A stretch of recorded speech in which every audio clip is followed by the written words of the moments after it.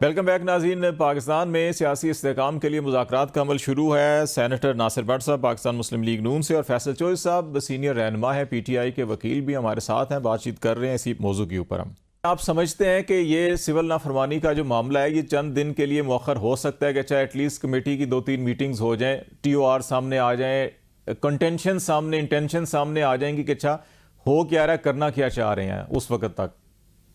देखिए, कल 11 बजे मीटिंग है। मीटिंग के बाद मुज़ाकराती कमेटी को जेल में फैसिलिटेट करें, वो इमरान खान को ब्रीफ करें, ठीक है, और इमरान खान साहब से फर्दर हदायत ले लें और ये मामला जो है ये हल हो सकता है। मुझे दूसरा एक मामला अभी नासिर भट्ट साहब ने थोड़ी देर पहले भी कहा कि जो जितने भी रिहाई के मामला आते हैं, केसेस हैं, ये अदालतों के ऊपर छोड़े जाएं और इसमें हुकूमत कुछ जाएगा तो स्मूथ नहीं रहेंगे, इसमें हुकूमत कुछ नहीं कर सकती। अभी ये जो खबरें आना शुरू हो गई हैं 2 दिन से कि जी के जो कुछ कर सकती है हुकूमत, तब के अंडर जेल नहीं है हुकूमत को। जो 7 बजे जेल के दरवाजे खुले थे ना भैया, पिछले 24 नवंबर को तो संजानी याद है, तो 22 वो मुलाकातें हो गई। मैं आ रहा हूँ अदालती फैसले के हवाले से। तो हुकूमत गई थी सुबह 7 बजे। जैसे 23 दिसंबर अब मुकर्रर की है आपकी अलकादर ट्रस्ट केस में, अपना उन्होंने ATA एंटी टेररिज्म के पर्चे में रख लिया, मुझे खुद रख लिया। ये संजानी का जो पहला जलसा था, जो इन्होंने वादा किया था कि जी आपको फैसिलिटेट करेंगे। अच्छा, मुझे ये बताएं, ये जो अदालती फैसलों के मामले में हुकूमत मुदाखलत नहीं कर सकती, इन प्रिंसिपल ये एग्री करता हूं मैं भट्ट साहब के साथ कि हुकूमत कैसे अदालत को कह सकती है जी फलां को छोड़ दें। नहीं, वहां तो प्रोसिक्यूटर कह सकता है कुछ ना कुछ, लेकिन हमने माजी में भी देखा और अभी भी हमें सम टाइम पहले पता चल जाता है। अब ये जो 23 दिसंबर के लिए अलकादर ट्रस्ट का डे रखी गया है कि जजमेंट की, और कहा जा रहा है कि नहीं जी ये मौखर हो सकता है, और क्योंकि सियासी मामला शुरू हो गए तो इसलिए मौखर हो सकता है। तो ये ऐसा अगर होता है तो फिर तो वाकई ये मोहर लग जाएगी कि नहीं हुकूमत या सियासत असरअंदाज होती है अदलिया के ऊपर। नहीं, ये बात नहीं है। मैंने आपका सवाल नहीं सुना। ये फैसला सब कर लें, फिर मैं आपसे भी आता हूँ भट्ट साहब। अगर आपका ये ख्याल है कि हुकूमत नहीं कर सकती, तो ये जो 9 मई के और ये जो पर्चे हैं सारे एहतजाज के मुतालिक, ये तो हैं ही हुकूमत की मुद्दईयत में। ये तो पुलिस की मुद्दई है, और प्रोसिक्यूशन और इन्वेस्टिगेशन ये 2 एजेंसियां होती हैं हुकूमत की, और एडजुडिकेशन अदालत के पास होती है। अब अगर और तफ्तीश में, ज़ाब्ता फौजदारी में और कानून में और आइन में ये फर्ज है कि आप फेयर इंक्वायरी करें, फेयर इन्वेस्टिगेशन करें। जो बंदा शामिल नहीं है, अगर वहां पे जाके प्रोसिक्यूशन जो कि हुकूमत की एजेंसी है कि, और इन्वेस्टिगेशन जो कि पुलिस होती है, और वो मुद्दई पुलिस है, उसमें जाके कहें कि जी ठीक है ये फला बंदा शामिल नहीं है, उनका फर्ज है, तो उनकी बेल तो 1 मिनट में हो जाती है ज़ाहिर। और फिर बेल मांगता कौन है? ये बेल अपोज कौन करता है? बेल अपोज करती है हुकूमत, प्रोसिक्यूशन। ये कहते हैं जी ये बंदा चाहिए या नहीं करना। अब नासिर भट्ट साहब तो से ज्यादा किसको पता कि पर्चे किस तरह से खत्म होते हैं और क्या तरीकेकार होता है। बात यह है कि ये जो भी आपने मामला करना है, ये असरअंदाज सियासत हमेशा कानून पे होती है, ये कोई नई बात नहीं है, दुनिया भर में होती है। लेकिन इसका ये मतलब नहीं है कि आपको कानून से बाहर जाना। ये तो एक बहाना है ना जी कि कानून से बाहर जाना पड़ेगा। भाई कैसे जाना पड़ेगा? आए कि जो कल जिसने प्रैक्टिस स्टार्ट की है वकील को, उसको पता है कि केस कैसे खत्म होते हैं, और फ्रिवलेस केस जो हैं, जो कि हों ही झूठे, जिनकी बेबुनियाद हों, जिनकी कोई, आप 100 केस इमरान खान के ऊपर आपने जेल के अंदर जो बैठे हुए बनाया है, और 33 ऐसे पर्चे उनकी बेगम पे भी किए हैं। 500-525 दिन से वो अंदर है, 10 महीने आपने उनकी बेगम को अंदर रखा है। तो ये चीजें जो हैं, ये भी तो आखिर किसी ने देखनी है। ये तो नहीं हो सकता कि गर्दन पे आप घुटना भी रखें और कहें कि आपने सांस भी नहीं लेना। इस तरह से तो नहीं होता। भट्ट साहब गोडा चुको तुसी गर्दन दे उत्तों, तो मैंने दसो ये प्रोसिक्यूशन और इन्वेस्टिगेशन गवर्नमेंट की जिम्मेदारी है, पड़ेगा हुकूमत को भी पीछे का हटना पड़ेगा। चौधरी साहब का नुक्ता नजर यही है कि इन 2 मामलात में तो हुकूमत ने अदालत को बताना होता है ना कि ये जमानत लेनी है, देनी है, क्या क्या नहीं, नंबर 1। नंबर 2, आपको अपना एक चीज और कि आपको वो जज अरशद वाला केस तो आपको बड़ा अच्छी तरह से याद है ना कि कैसे असरअंदाज होते हैं बैरूनी अनासर फैसले लेने में, करवाने में। तो क्या पता अभी भी कुछ ऐसी चीजें हो रही हों, तो इसलिए हुकूमत तो कर सकती है ना बहुत कुछ करना चाहे तो। देखें ना, ये चोई साहब एक वकील हैं, माशाल्लाह बड़े अच्छे वकील हैं।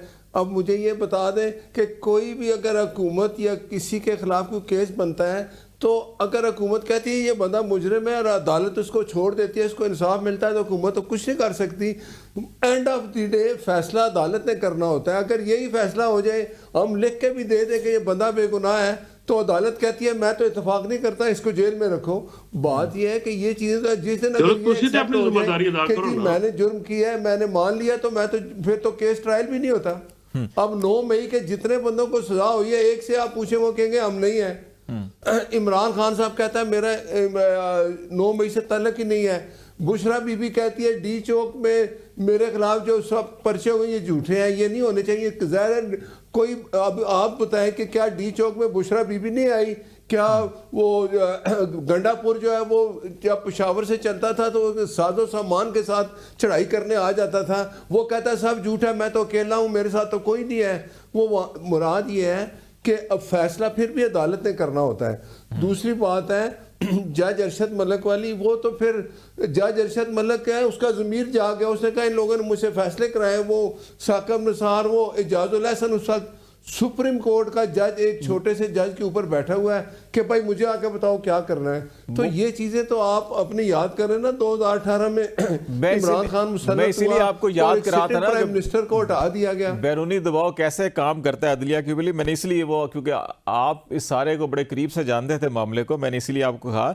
लेकिन ये तो हो सकता है ना, जैसे मियां साहब तशरीफ लाए लंदन से वापस और नैब ने कहा कि हम इसको प्रोसिक्यूट इसको आगे नहीं बढ़ाना चाहते, ये मामला गलत बनाया गया था, तो वो 1 मिनट में केस खत्म हो गया। लेकिन जब नैब उस गलत को कहता रहे कि नहीं मैं तो डटा हूं, खड़ा हूं, मैं केस लड़ूंगा, नहीं करूंगा, तो वो यकीनी तौर के ऊपर को 5-10 पेशियां आगे और उनको पड़ जाती हैं और महीने 2 महीने और लग जाते अगर नैब लटकाता उस मामले को। तो ये जो सब ये कह रहे हैं कि प्रोसिक्यूटर यहाँ पे हुकूमत है, पंजाब पुलिस है या इस्लामाबाद पुलिस है, वो ये जहां पे लोगों की जमानतें हो रही हैं, चलान नहीं पेश कर पा रहे, उनको तो छोड़ दें, जिनके खिलाफ है उनको बिल्कुल रगड़ा दें। देखें ये बात ठीक है कि जिसके खिलाफ कोई सबूत नहीं होगा अदालत खुद इंसाफ करेगी कि अदालत उसको छोड़ देगी। जिसके खिलाफ अगर सुप्रीम कोर्ट फैसला करता है कि ये जो नीचे केस चल रहा है इसके मुतालिक फैसला नहीं होना, तो वो नहीं होगा।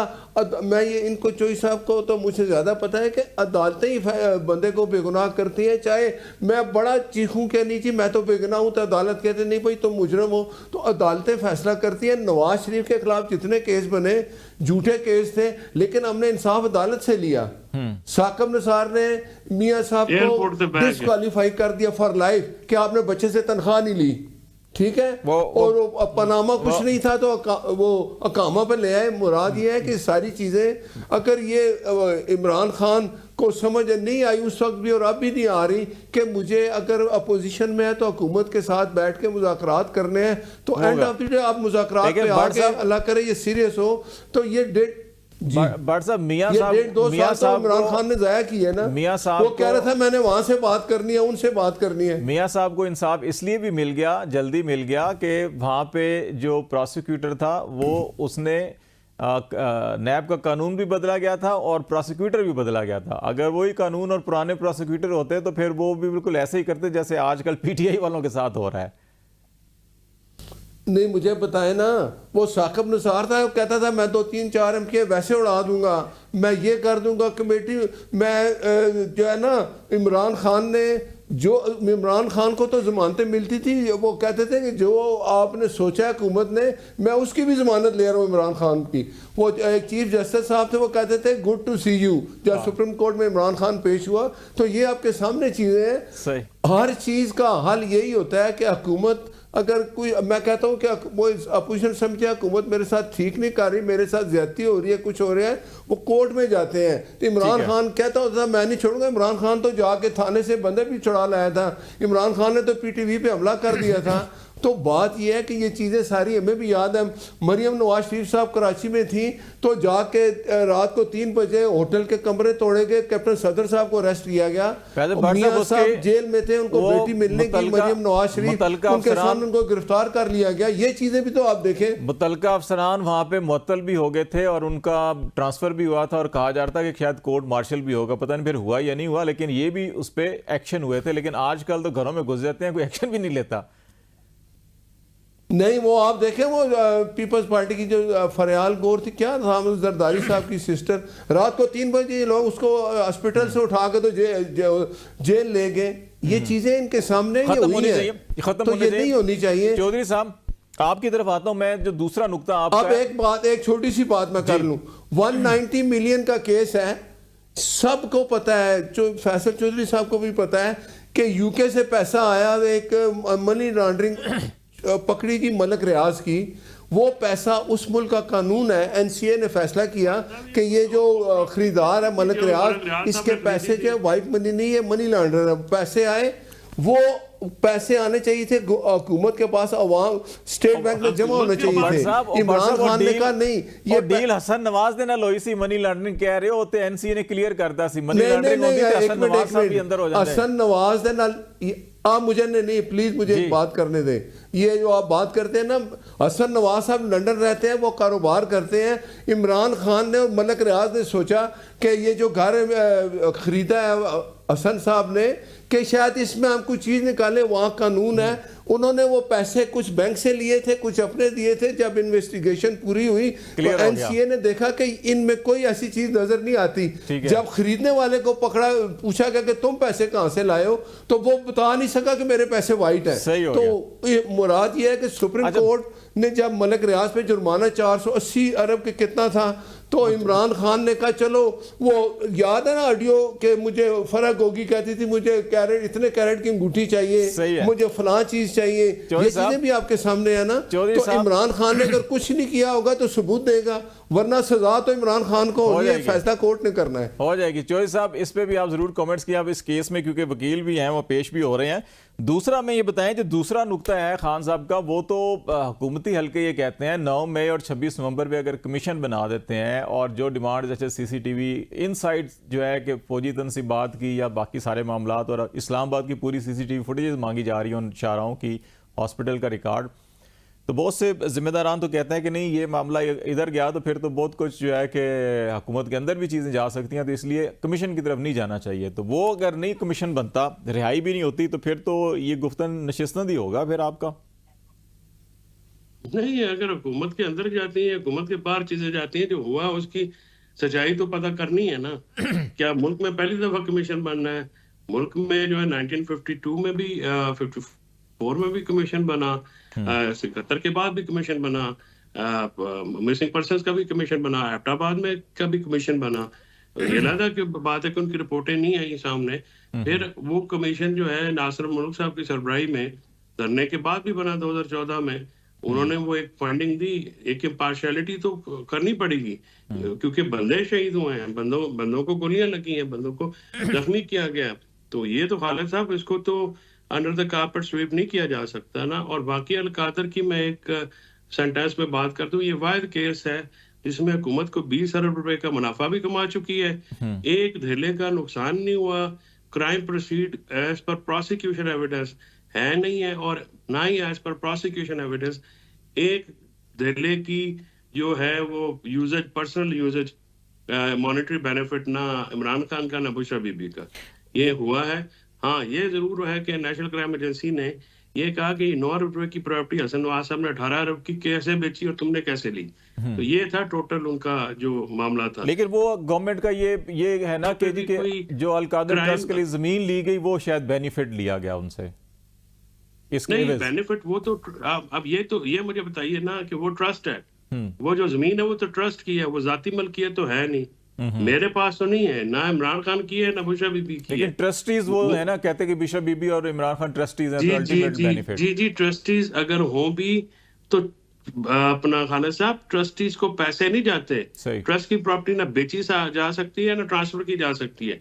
ट्रस्ट उसी मकसद के लिए होता है, जैसे वो मेरे तो क्योंकि जेल में स्वावे में है, एक दूर दराज का इलाका था जहाँ पे तो अपना मेरा 2,500 रुपए कनाल भी जमीन जो है वो उससे भी सस्ती थी। वो तरक्की मोड़ के क्रॉस करते ही लेफ्ट साइड कोने पे तो उसमें कोई प्रैक्टिकली एक पैसे का नुकसान कौमी खजाने का।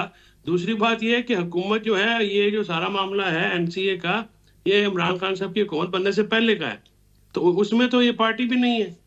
प्रोसिक्यूशन तो कहती है कि हुकूमत पाकिस्तान जो है उसमें एनसीए में प्रॉपर्टी भी नहीं है, पार्टी भी नहीं है, ना ही उस कॉन्फिडेंशियल डीड में पार्टी है। तो फिर आप क्लेम करेंगे तो 6 साल उधर लगेंगे और 6 साल बाद पता लगे कि मलक रियाज के पैसे भी उन्हीं के हैं, ऊपर से आप जुर्माना दें।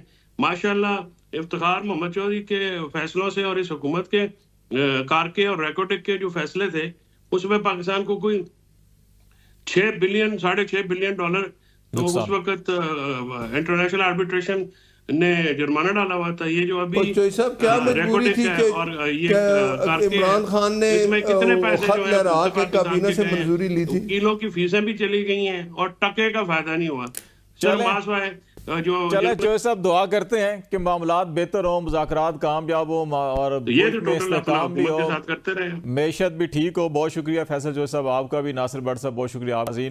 आप प्रोग्राम आज यहीं पे ख़त्म करते हैं। खालिद जमील को इजाज़त दीजिए। अल्लाह हाफिज़।